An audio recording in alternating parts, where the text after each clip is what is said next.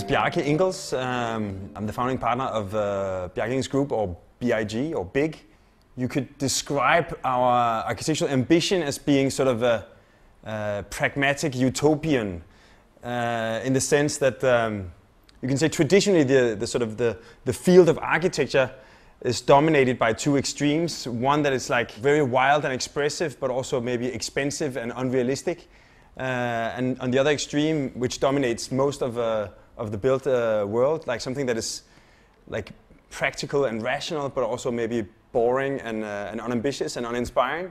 And I think what we try to do is like occupy the overlap between these two extremes.